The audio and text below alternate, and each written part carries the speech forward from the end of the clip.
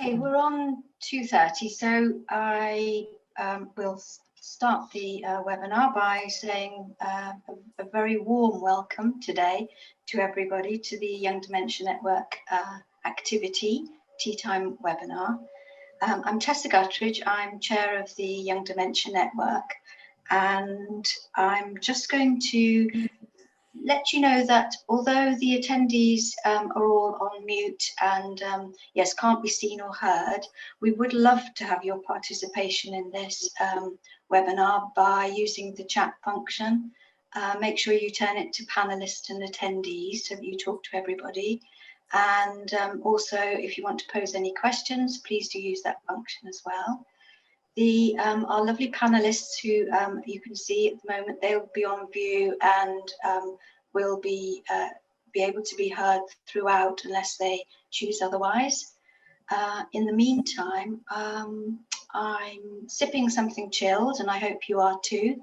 I'm going to pass over to Mark Hainy from Younger People with Dementia Berkshire, and he's going to kick us off with this Activi-tea webinar. Thank you, Mark.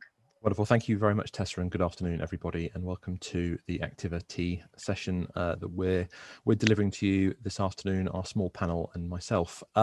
We're looking at, let's talk about activities and the impact on those for people living with young onset dementia and their carers. So my name, I'll just quickly introduce myself. My name is Mark Hainy. I'm the director of a Berkshire-wide charity called Younger People with Dementia, which supports people who have a young onset dementia diagnosis and their carers also. We will go around the rest of the panel, introduce them in a moment. I was just going to quickly outline the content that we're going to cover today and what everyone's going to be talking about, which you may have seen in some of the flyer material before.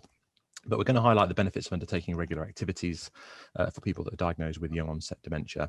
And to do this, we're going to reflect on the participation in activities from multiple standpoints. So this is including people who have a young onset diagnosis, their carers, a professional who manages activities for people with young onset dementia, and a consultant old age psychiatrist as well. All those on the panel will spend time reflecting on activities. And in the case of those living with young onset diagnosis, they're going to be responding to a set of questions that we've prepared for them and giving us their own personal appraisal of what they get from the activities that they undertake and are involved in. Their carers will then provide an overview and their thoughts as to what they see sort of before and after their loved ones taking part in activities on a regular basis. And then we'll move to a professional who provides, with the YPWD charity, which you'll hear about in a moment, provides activities for people with young onset dementia, and reflect on those activities and what she has seen through her role in the charity and the impact that has had. And last but not least, we'll be moving on to our old age psychiatrist, who will be looking at the benefits of regular activity for those with young onset dementia. And following the conclusion of the presentation, we'll move on to questions from the floor. So without further ado, I'm going to move around our panel now and ask them just to briefly introduce themselves if they could. So we'll go in order of speaking. So we'll start with Karen, if you're there. I am. I'm Karen Ive. I'm the Service Delivery Manager at the Younger People with Dementia charity. Wonderful. Thank you very much, Karen. And now moving on to Steve and Pat. Yeah, hi, I'm Steve. I've had dementia for 4 years. Thanks, Steve. Hello. Hello, my name's Pat. I'm Steve's wife, and we're both living with young onset on dementia. Thank you very much, Pat. Thank you. Penny and Rodney. After you. Ladies first. Oh, okay. I'm Penny. I'm Rod's girlfriend. We've been friends for over 6 years, and Rod was diagnosed in January. Thank you, Penny. Thank you, Rod. Oh, thank you. And Jackie. Hello there, I'm Jacqui Hussey. I'm, as mentioned, an old age psychiatrist. I'm also a trustee with Younger People with Dementia Berkshire, and very much looking forward to this afternoon. Wonderful. Thank you very much, Jackie. Okay, so what we'll do is we'll kick straight off, and Karen is going to start today. So we have some slides for you to follow through with us. So I'll be changing those as we go along, and these will be all made available following the conclusion of the talk this afternoon. Karen. Hi there, everybody. Thank you. I'm here to tell you a little bit about the charity, what we do, and as it says on the slide, what I've learned as a dementia practitioner. So Mark, if you can move us on to the next slide. Okay, so what do YPWD do and what do they support? So we support a person that's had a diagnosis with young onset dementia at 65 years or under. We offer carer support groups and respite to families and carers, and also support groups to our younger people with dementia. We work across the whole of Berkshire, so we have a vast range of workshops that we run sort of from one end of Berkshire to the other. As mentioned, we provide a series of activity workshops and short-term one-to-one support where needed. In addition to that, we offer some micro groups as well. So if people are not too keen about joining our larger workshops, we can plan to work with them in a smaller group with a sort of a goal to get them to join in with our larger workshops. The workshops and the sessions provide social interaction. We do lots of meaningful activities which have shown to enhance mood and confidence, and the therapeutic benefits for the person with dementia, and the benefits of reduction in levels of stress experienced by carers has actually led to a reduced GP and specialist visits. Next slide, please. Okay, so what else do we do in addition to our workshops? So the workshops we run are just a little bit about our workshop first of all. How we run them, we run in 6-week blocks, and we'll produce a brochure with a list of activities and sessions that we'll be running. And we encourage our attendees to speak with their husbands, wives, carers about the sort of workshops, activities they'd like to join. And then we ask them to sign up to specific workshops. We will then allocate out and confirm places. The workshops we offer to 8 people, so they're not huge. We don't have a huge amount of people at the workshop, so it's all still quite. We keep them relatively small, just so that everybody gets a fair amount of social interaction and support, and don't kind of like feel lost in too many people. As mentioned earlier, we offer some one-to-one support. So if somebody is not too sure about attending the workshops, we can look at offering them some support for up to 6 weeks to introduce them and get them involved in the workshops. It might start off with just a coffee and a chat, and then a slow introduction. But we also might find if somebody's deteriorated or has moved on or has had a little bit of a blip in the middle of attending the workshops, again, we can offer a bit of support to get people settled. And again, as time goes on, we're always reviewing and recognising if we need to offer additional support. And as mentioned also, we run micro groups as well. So maybe if we find a couple of people have a particular hobby that they like to do, and we don't offer out in a large group, we might look at sort of hooking sort of 2 or 3 people up together, linking them up, and it's another way of getting them engaged in our activities. The charity runs education courses twice a year, and that's the education course generally runs alongside the understanding dementia courses, which are run by the memory clinics. Our part of the education course is for the person with dementia, so we adapt the course and the information that's given out, and then we'll also include an activity or a mini workshop amongst the course. Social activities, prior to the wonderful COVID, we were able to put on some sort of gatherings, social get-togethers for people with dementia, their families, carers, loved ones. We've had boat trips, we've had sort of singers and fish and chip night and quizzes, lots of different things. It's just, we try and run 4 a year, and we're hoping to put one on at Christmas, so that'll be our first one, I think, in probably 18 months, so fingers crossed that goes ahead. We're lucky enough to have Admiral nurses in the East and West, and they work with the younger people, so they're specifically younger people Admiral nurses. Carer support groups, we have every Wednesday we run a Connecting Carers group, and that's open to all our carers within the charity. We tend to have a speaker, and then we'll have, for the first part of the session and then the second part of the session, it's a chance for carers, husbands and wives to have a chat, share stories, ask questions, and really sort of give advice if they've got any. Books, we have a variety of books, which I'll talk a little bit more in a minute. We also have a library at the charity, where we have a collection of books sort of written by professionals. We have children's books, titles of people living with dementia, lots of different titles available that we send out to our families, and they're available to borrow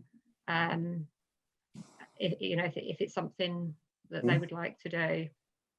Okay, here's a list of some of our workshops that we do. As you can see, these are probably just a handful. I'd like to say we will try absolutely anything. If somebody's got a hobby that, and it's a little bit, I've not tried that before, we'll give it a go. So as you can see, we'll do lots and lots of physical activities, sort of keeping people on the go, from sports to gardening to, we've done cat canoeing, equine therapy, we have quieter groups of photography, we have reader groups, we've got a wonderful choir, we put on a concert. Prior to COVID, we used to have a concert yearly at Christmas, which was absolutely amazing, coming together and watching the wonderful work that the choir had done over the year. What else do we do? We do cooking, flower arranging, well-being, massage. Then we have reminiscence groups. As I say, you name it, we'll give it a go. Mark? Here's a few little snaps from our workshops. We've got many, many more. In fact, I think we probably could run a huge exhibition or do our own book of snaps. That would actually be really good, actually. Just looking back over the years of the variety of workshops that we've done, and how they've grown. I remember when I joined the charity, I got sent to do cat canoeing, and I was like, I can't go out on the water. I can't, I just was really nervous about, being responsible for people on the water. But actually, it was unbelievably amazing. It was it was really heartwarming, and it wasn't as scary as I thought it was going to be. I thought I was going to have a lot of responsibility, but actually everybody was chilled out, and we've had a cream tea out on the cat canoe. Mark? So here are some of the books that the charity have produced. We've got a couple of reminiscence ones, so the British seaside and around the world in many ways. We've got the Memory Journey, which is a children's book.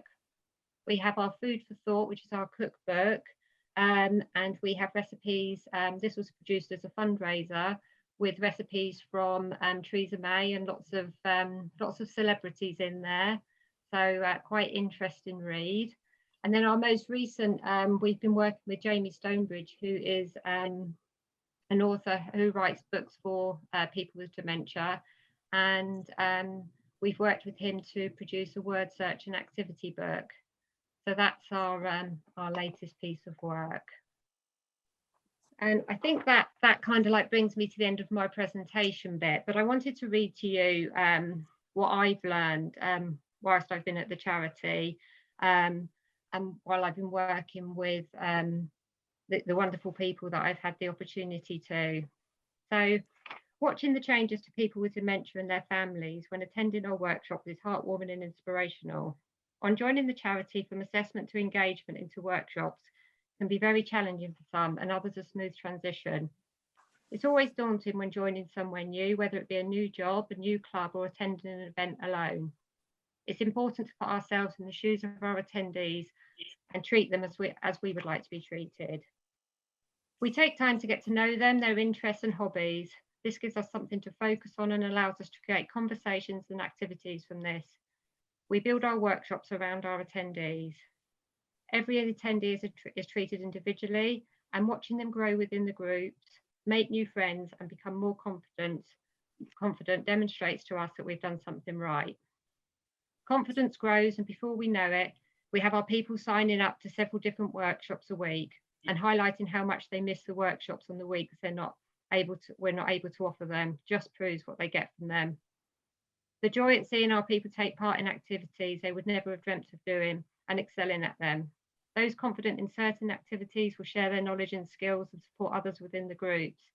Our workshops are a time for younger people with dementia to socialise in a safe and familiar environment. I have witnessed growing friendships between attendees and their families. They become a support network for one another. Providing carer groups help with support and advice, and this in turn makes life somewhat easier at times. Knowing someone else has experienced a similar situation to them provides relief at times. It is normal for carers to feel alone and unable to cope, but by offering activities to their loved one, gives them time to relax and a little piece of respite. Without such support and friendships, people will be less social, create stress, tension and frustration, which could put further strain on a person caring for them. First-hand information tells us this, and activities and events have been described as a lifesaver. So I think it's fair to say, you know, I think we do a good job, and I think you'll hear hopefully from Pat and Steve and Penny and Rod the amazing support that the charity are able to offer. Brilliant. Thank you very much, Karen, for that presentation. And we will move swiftly on because obviously we only have an hour and we've got a lot to fit into that. So we're going to move on to talking to Steve and Rod now, and they're going to reflect on the activities that they enjoy and why they enjoy them. So hello, Steve and Rod. I'm going to start with Steve with the first question, and then I'll move on to Rod with the same question shortly. So Steve, can you tell us what activity you enjoy doing the most and why? Things like choir, which I never ever believed I would be able to sing in front of people, and singing's become a part of my what I do during the week. I've learned to sing things. I love gardening, so I go out, do gardening. We've been in Padworth. I've certainly done lots of walking with the guys. Things that I love about the whole thing are just, you know, I do art and I do gardening. I've done some cycling, and just that I've made lots of new friends, people that are like me, that understand me as well. Thank you, Steve. Rod, your experience is slightly different to Steve's in that you've sort of engaged with the Younger People with Dementia charity during the pandemic. So yeah. I think your experience is different in that we, as a charity, the offer of the activities has been very much online. But right. Are you able to sort of talk to us about the activities you have been doing, perhaps maybe outside the charity and also with the charity that you have enjoyed doing, and which ones you enjoyed the most and why? Okay, it's only recently that I've joined the group, really, but when I've been with the group, I've enjoyed the walking that I've been doing recently as well with some of the chaps and meeting them, and it's been good fun. And but I also enjoy gardening, and I also enjoy walking our dogs, Cory, you know, and we've also got some chickens to keep us active and everything as well. So it's you know, it's a nice way of doing things that normally it's all fairly new to me, all that sort of stuff as well. So you know, it's a great thing to have. Brilliant, thank you. One of the things that you said you particularly enjoyed was the micro groups with younger people. That's right. And also the Zoom calls, because you weren't used to that. No, it's given me that's been a totally new dimension altogether. That has. And yeah, that's been great. And I've enjoyed that too, because I've been sort of like explaining what my life has been a bit about before as well during those groups and everything, which has been good. But, yeah, being a new person starting with them, it's been very enjoyable indeed. Thank you, Rod. Thank you very, very much. Oh, thank you very much, Rod. Steve, coming back to you, I mean, you just mentioned that one of the things that you never thought you would do would be singing, interestingly. Yeah. Is there anything else that you've done that you've taken part in that you never thought you would? I've been cat canoeing, which again I thought I'd never be out doing things like that. We've done art, and art's been amazing. So actually making things as well as seeing things. So actually a very active thing. You start off and make something and then paint it and then move it on from there. So it's very therapeutic. It's very therapeutic, yeah. And rewarding as well, I'd imagine. Absolutely rewarding. And Steve's taken part again in one of the micro Zoom meetings because of his type of dementia. He suffers with his eyesight, so he has to take it at a slower pace. So there's just 2 of them, which has been really, really good for you. Yes, it is. Yeah, totally. Brilliant. Thank you, Steve.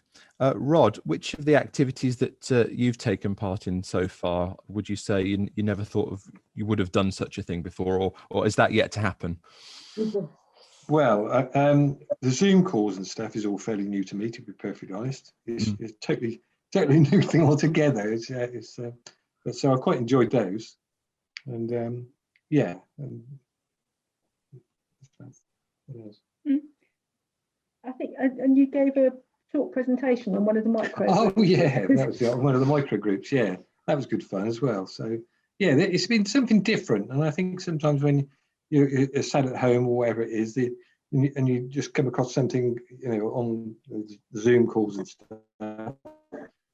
For me, that's something totally different. So it's always been really. I enjoyed it all. Thank you, Rod. You're very kind. Steve, back to you again. What does it mean to you to be able to continue to take part in activities and group events? It's really everything to me. Just I tell Pat that it's like my sanctuary and sanity all wrapped up into one. It's the fact I can see other people, talk to other people, be like people. They encourage me to do things that I never thought I would do. If I make the best things, if I make a mistake, they don't worry. Yeah. There's no failure in anything, and we can do what we want. The group that I'm with are great guys. We get on really well together. Everybody's very, really supportive, and just make my life normal. Yeah. Thank you, Steve. Same question to you, Rod. What does it mean for you to be able to continue to take part in activities and group events? Well, it's something I enjoy doing. It's just all new to me. So for me, it's just something that it's something a new thing. That's something I really need, to be honest. Yeah. Yeah. And the fact obviously it's there is and varied, and there's a range of it is that's right of benefit. Yeah. Yes, exactly. Yes, without a doubt. Steve, coming back to you, a couple of questions left. With activities in mind, do you feel restricted in any way since your diagnosis? No, because I'm allowed to people allow me to do things that I never thought I would be allowed to do within my capabilities. Yeah. I'm encouraged to do it. I'm helped with it. So no, it actually just makes me better and pushes me forward to do other things. And like I say, I keep saying normal, but be able to do all the things that I used to be able to do, but in a different way, a supported way.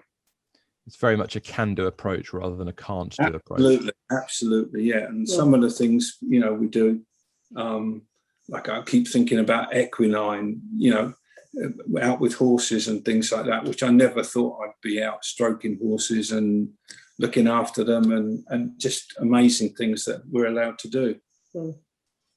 Rod, coming on to you, with those activities in mind, do you feel restricted in any way since your diagnosis? Not at all. Not at all. I think it's been really good for me. Sometimes I have problems with speech and things like that sort of thing, but no one's ever made it difficult for me. You know, even when I haven't been able to get my words out and everything, it's been fantastic, really. And it's helped me an awful lot, you know, to be a bit more confident about it. And it's probably why I'm on here today. And it's that inclusivity that obviously leads to confidence and exactly, like you say, get on here and talk to people today about it. That's right. Yeah. Steve, final question, and then you can relax. And it's the question of all questions. But is there any activity that you'd like to try that you haven't yet? I like hill walking and things like that. I used to be able to go hill walking out and about and bit of trekking and things like that. And I also would like to do, if they ever gave me the opportunity, is to climb a wall. You know, they do the in the gym. Yeah. In the gym, you know, you're able to climb up those things, and you're all roped up, and you can make a mistake and fall off and feel safe. Whether my wife would actually cut the rope or not, I don't know. So, Steve, I'd like to say that, you know, we have already done that within the charity, so we will revisit that if that's something you want to do. We'll definitely get that booked in without a doubt. Yeah. Love to do that. Yeah, absolutely. There you go. There you go. It's on camera. Yeah. So Rodney, same question to you then. Is there any activity that you'd like to try? Maybe wall climbing as well. I don't know. I've never tried that one before, to be very honest. I don't know. There was quite a few of them, you know. There's on the amount of the activities you've actually got. I didn't realise there was that many, really, to be honest, when I come on today. So, you know, I used to really enjoy playing table tennis, but I haven't played for years. So that'd be really good if possible. And we definitely will, Rod. You know, as we get back to, we're now slowly getting back to face, and as we can start building up our workshops, we'll be able to offer all of those once again. On a regular basis. So keep an eye out on the brochure. Yeah, I was quite impressed with them when they all come off on the page. Yeah, we don't have them all at once, only 13 across a week, but you know, but we get round to it. Yeah. Brilliant. Thank you very much to both Rod and Steve for their responses to those questions, and we will move on now to Pat and Penny, who are reflecting on what they have seen as the carer in the relationship.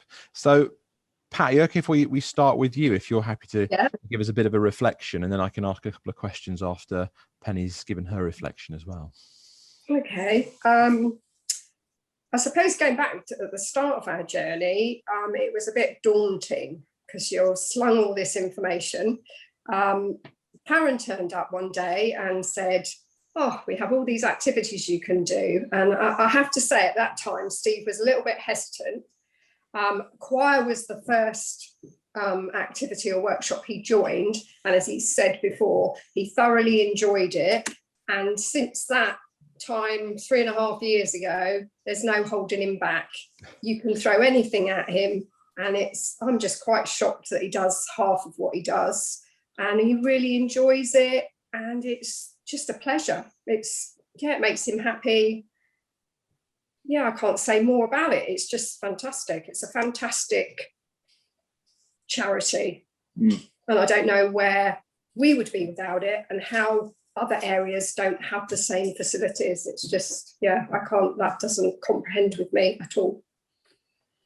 That's fantastic. Thank you, Pat. Thank you. Appreciate that. Penny, how about from your perspective as an overview?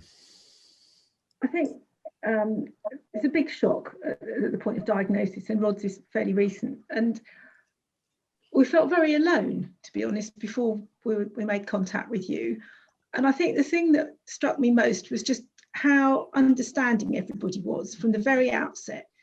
I had a call with Karen, and then she set up a call with Rod as well, and one of the support workers, Richard. And it was a nice, gentle introduction. There was no forcing. It was just a good, normal conversation to get to know one another. And everybody's respectful and understanding. There's no stigma attached to forgetting a word or going off piste at some point or the other. But it's also really stimulating, the fact that when Rod goes on one of the meetings, afterwards he's so much more relaxed and his mood is more positive, and it buoys him up for quite some time afterwards, and me as well. And from my point of view, having other people to speak with who understand is huge, because I think unless you've been in this situation, people really don't have any idea of the challenges that can be involved. And it's like an extended family, but with professional support. It's been really good. Thank you very much, Hainy, for that. Very much appreciated. Can I ask you both a couple of questions now? One of them was going to be, if I go to Pat first, if that's okay. Do you notice any changes in Steve, Pat, when he's sort of been involved or come back from a group or activity? Yeah, he's, I would say a bit like Penny said, when you're first diagnosed with it, you do hit a little bit of a rock bottom, because you actually feel a bit, yeah, oh my God, what am I going to do? Since joining the workshops, it's improved his mood. He always comes back full of what he's been doing, who he's been with, and what's been going on. So his mood is definitely on a high, whereas without the activities, his mood will drop. So the week when we have a break, it's down to me to try and keep that momentum going, because it is the stimulation of what he does at these workshops that affects his mood, and it's just a totally different thing. And I think to sit, yeah, you just wouldn't believe it if you didn't see it. In the week they break, there's a total different, because he's like every morning, what am I doing today? What am I doing today? Yeah.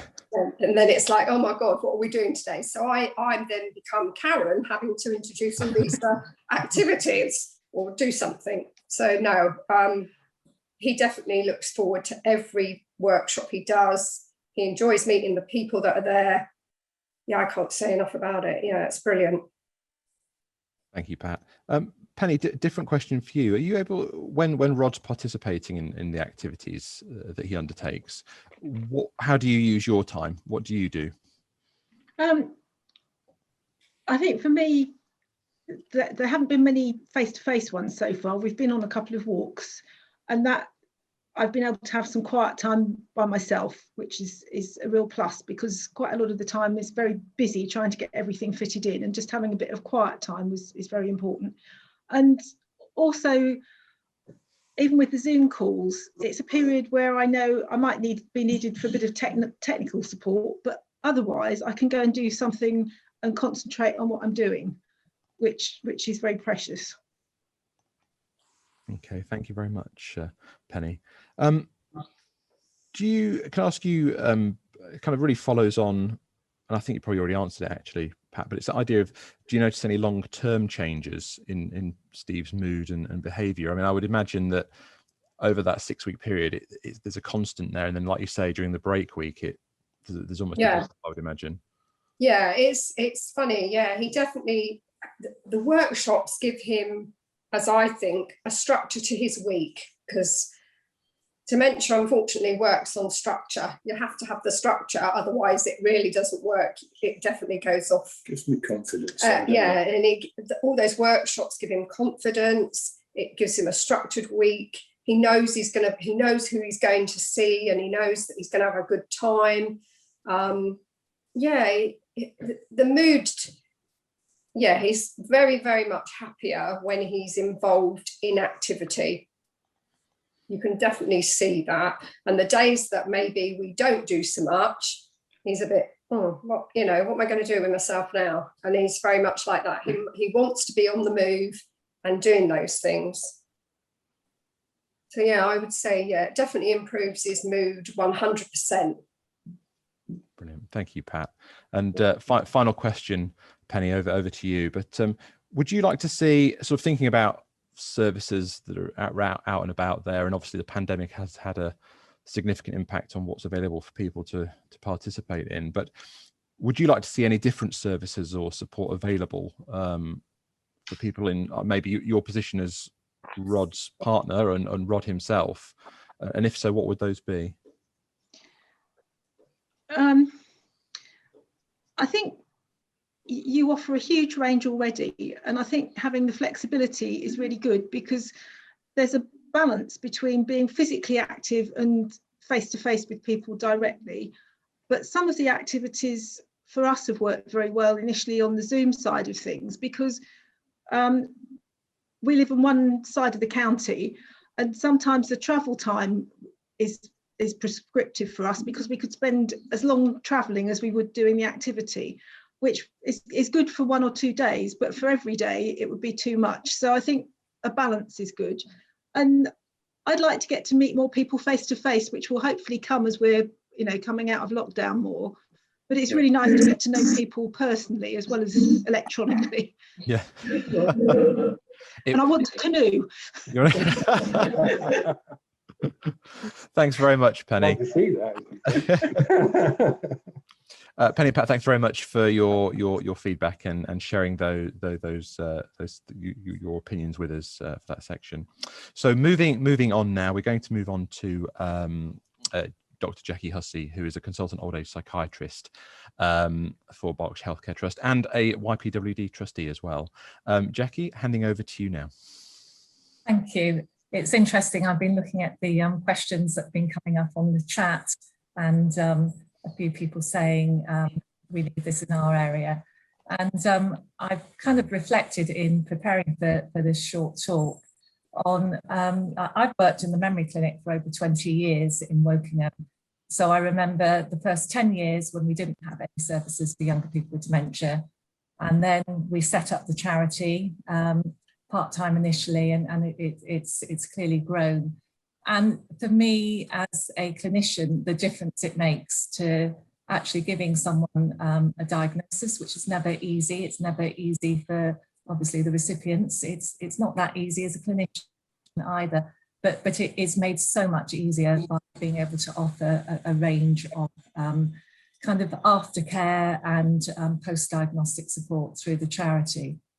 So when we set up the charity, intuitively, it felt like this was a good idea. And it's great to hear people's kind of feedback. But I've tried to look at and focus on sort of doing research to back up what people are saying, what intuitively we feel is the right way to go. So if I could have the next slide, please. So just thinking about activity in itself. So physical exercise we know is important. It's an important part of healthy lifestyle. The mantra is what's good for your heart is good for your brain. That's because physical exercise can help to kind of maintain a good blood supply to the brain. In some animal studies, it's shown that it can actually stimulate brain cell growth.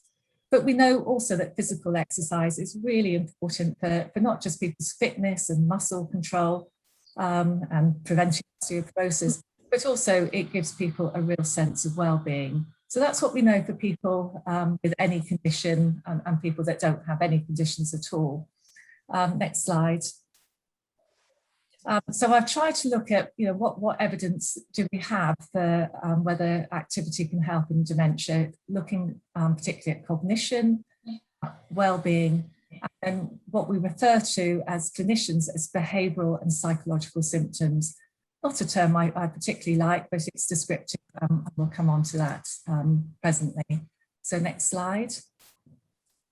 So in terms of specifically whether exercise can help people in terms of their cognition if they have a diagnosis of dementia, I've picked up on this study because it was a local one. It was Berkshire was one of the sites that helped to study, and it looked at just under 500 people still living in the community with a diagnosis of dementia. As you can see, the mean age of people was 77 years, so not that reflective of younger people with dementia. But what they did was, it was a good study because they had a control group, which was kind of do what you normally do, and an intervention group where people had an intensive program of aerobic and strength exercises. And actually, I've lost my slides now. Oh, we've lost Mark. I'll keep talking, we've lost the slides. But what we found was that, or what this study showed, was there weren't any particular benefits to cognition, which is a bit of a surprise. And I think, you know, if you look at the research, it's quite varied.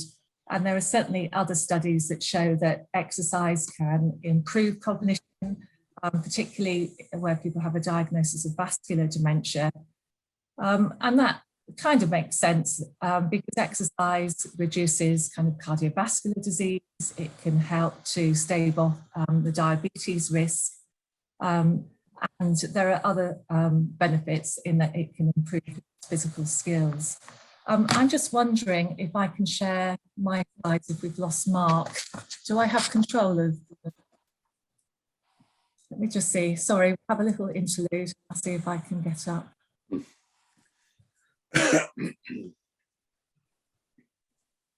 Can people see the screen? Have we got slides there? Yeah. Yeah. To where we were. It's a good job. I'm always so well prepared, isn't it?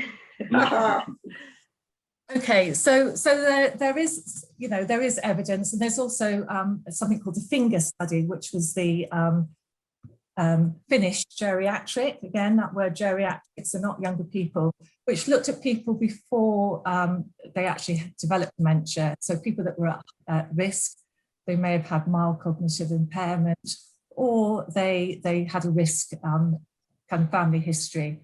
And they actually showed that making lifestyle changes through exercise, healthy eating, actually did show some benefits to cognition.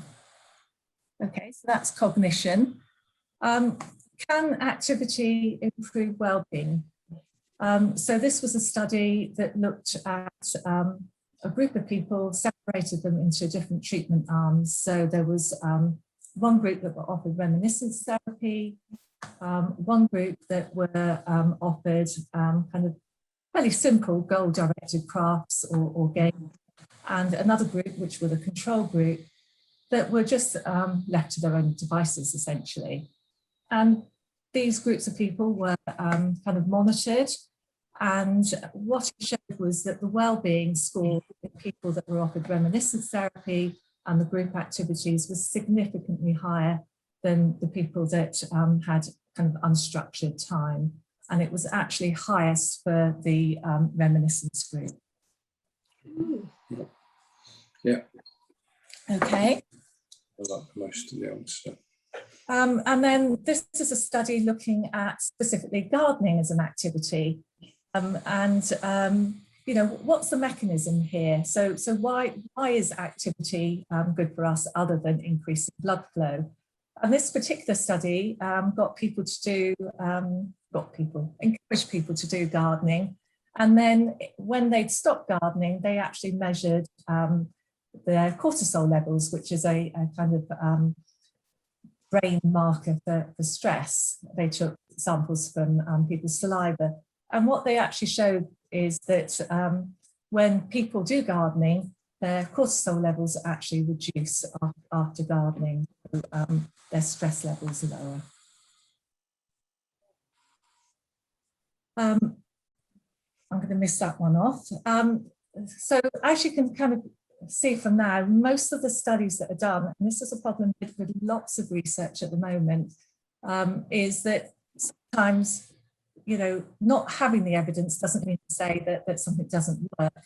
But unfortunately, there are fairly limited research studies looking specifically at younger people with dementia. So it's great that they can look at kind of the benefits in older people, but we know that there are potential differences. So rather unashamedly, I'm putting in this particular research, which I was involved in with some colleagues, which they need a mention. So Peter Hewitt, Claire Watts, and the group from Thrive in Berkshire. And we people for a year. They came in actually to the memory clinic where we've got a little garden, and they did structured gardening activities twice a week, and we followed them up for a year. And at the end of that year, although their cognitive scores had gone down a bit, their scores on standardised wellbeing measures had improved. So that was a really important kind of study for younger people. So can activity improve Bpsd? And I know we're not allowed to use acronyms, so I'm going to quickly put up that Bpsd stands for behavioural and psychological symptoms. So what do we mean by that? That's things like people getting anxious, which outwardly manifests itself as agitation, or people can have apathy. It includes things like having delusions, so beliefs that aren't quite true, or misinterpretations, but also changes in mood and sleep disturbance. So again, if we're just thinking of, it's not really rocket science to think that if people have a lack of appropriate activities in their lives, then what's going to be the effect? People are going to become apathetic, they're going to be bored. When you're bored and not engaging in anything, what usually follows on from that is that people become socially isolated, which then leads to decline in both physical and mental health. And that's when behavioural and psychological symptoms can develop. Kind of renamed Bpsd. I think it stands for people being bored, passive, sedentary, and downright fed up. And if you've got nothing to do, no wonder people get a little bit restless, they don't sleep so well at night, etc. In terms of outcomes, so this isn't research, but it's an evaluation of the younger people with dementia service that we just heard about, and we looked at a measure of Bpsd, so behavioural and psychological symptoms, using something called the Neuropsychiatric Inventory, and this is something that measures those things such as apathy, agitation, sleep disturbance, delusions, etc. And what we found was that when people came into the charity at the start of it, generally their NPI scores were high, with quite a range. So that's the data on the left-hand side, looking at 6 months. And then at a year on, we kind of looked again at people's NPI scores and looked at the group as a whole and averaged it. And what we found, quite surprisingly, was that their scores had halved. So their behavioural and psychological symptoms had improved. And that seemed to be a reflection of the fact that people were busy, engaged, had something to do, they had a choice of activities throughout the working week. And like all new services, I was thinking, well, maybe we're just kind of evangelistic, and of course, any setup, people are very, very enthusiastic. But actually, these improvements in the NPI scores have been sustained. So just a quick summary, really. There isn't a lot of data. If we want to go to commissioners and say, this is what we want, this is the type of service that we would like to have in the area, it's sometimes quite difficult because they will come back and say, well, where's the research? And we've been, the other thing that I need to mention is that in terms of expanding into other areas, we're actually running a pilot in Surrey Heath, which is a neighbouring county. And we were asked those questions. And, it's difficult when there isn't the research. But what we could do and what they accepted is the really good kind of outcomes that we've had, that we've been able to demonstrate through the charity. But this is a real plea for, more research is needed. We need to look at the impact of the things that the charity are offering on people's cognition, the effect on day-night routines, on mood, and more work on well-being. And I've just put in a few quotes here. One of the workshops that we ran a few years ago was a running club, and we hired a running track, and there was only one thing to do, which was to keep running around it for the time of the workshop. I have to say, staff were pretty exhausted by the end of it.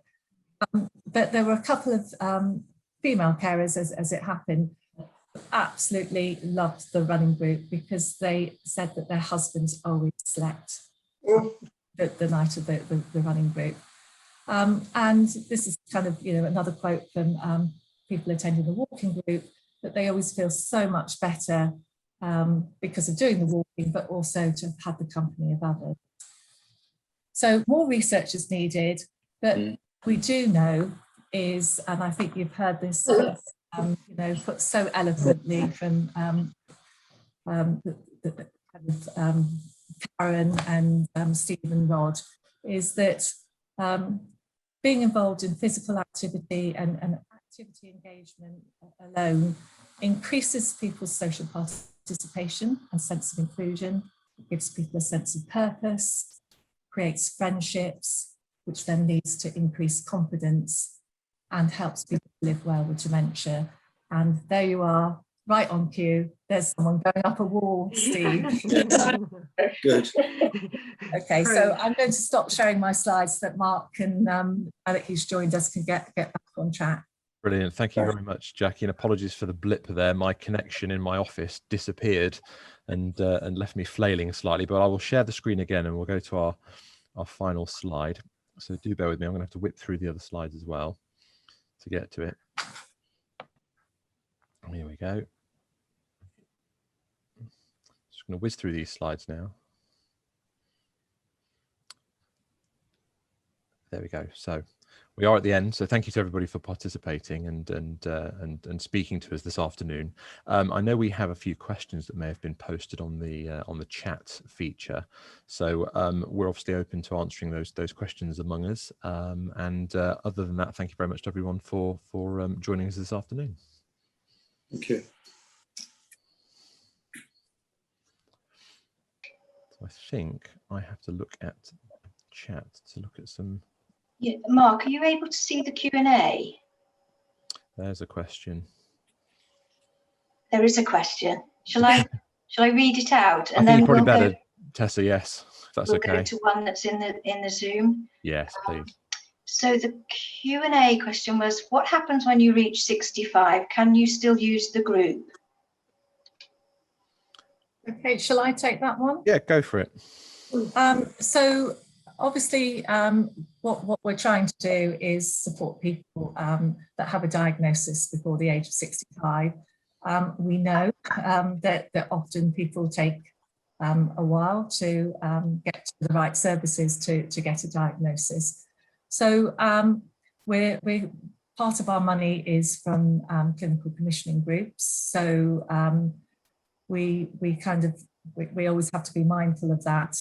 But I think certainly people that have had symptoms before the age of 65 that may have got to that age, we would certainly go and meet and decide if we would be able to support their needs. And I think it's something that we have to look at as a charity.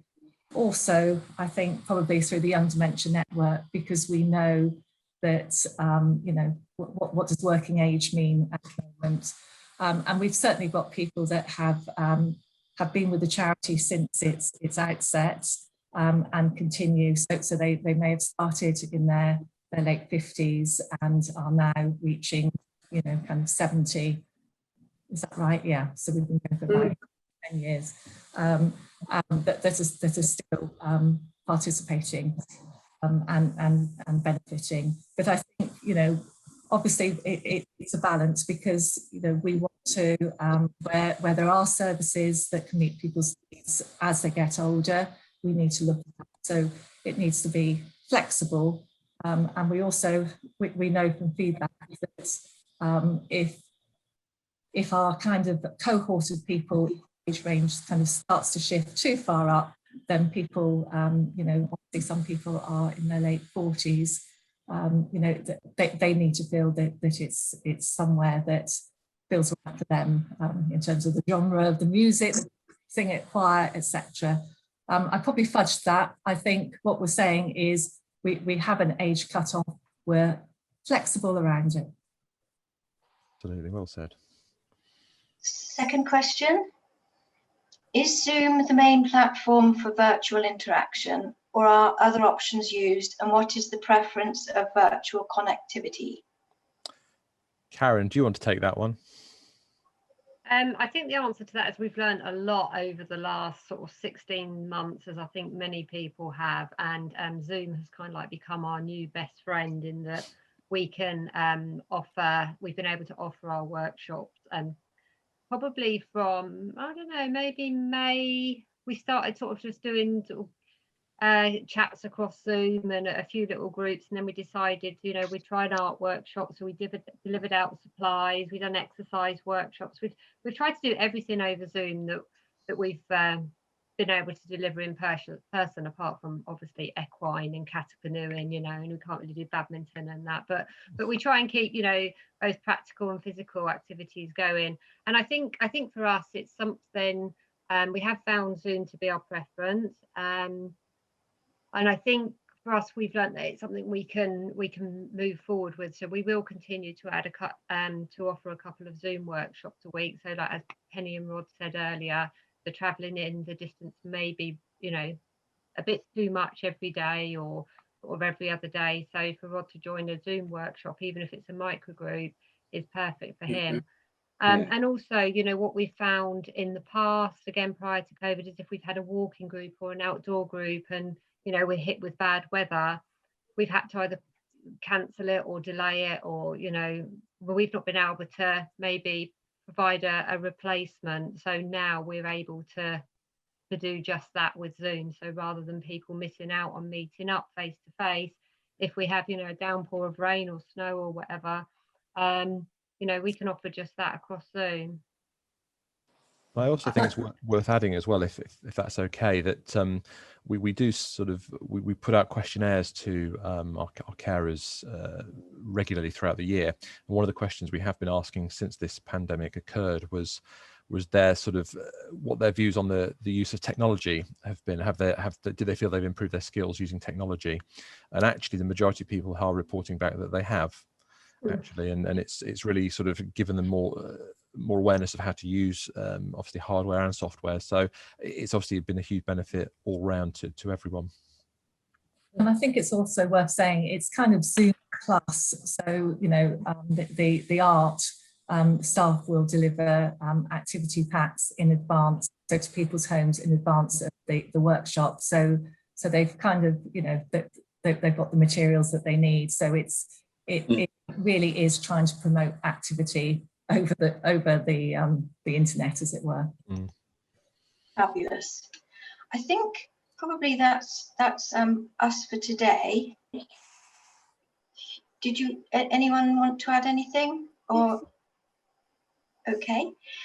I'd just like to say thank you so much to all our lovely panelists from YPWD Berkshire.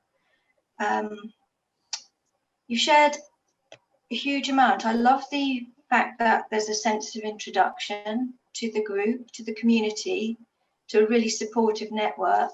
I love the fact that you've got such a fabulous range of activities and choices. There's going to be something to suit everybody from that selection and over the course of time as well. And also, what's amazing is it's an opening up of life, isn't it? Dementia's can be seen in a negative and a sort of a closing down, whereas this is really opening up and offering so many choices to everybody. So well done. I've known of your work for years and I've just got every admiration for it. I hope you realise that people want this as a blueprint in other counties, please. And you've probably got quite a number of people actually moving to Berkshire now. So that's okay as well. Thank you very much to our attendees as well. Thank you for participating today and being involved with the chat. We will be sharing links over the next couple of days to the presentation and to the recording and any other useful links that we can think of, including the great YPWD books and all sorts. Our next tea time webinar will be normality, and it's on the 21st of July. I think normality, maybe with a question mark. It's really about how to return, you know, how to open up again as COVID restrictions ease, if they are. So it's about that, and I do hope you'll sign up for that. In the meantime, thank you so much, everybody, panelists and attendees alike. I know you've made a great contribution to the webinar series, so thank you for that. And that's the close of the webinar. Thank you. Thank you.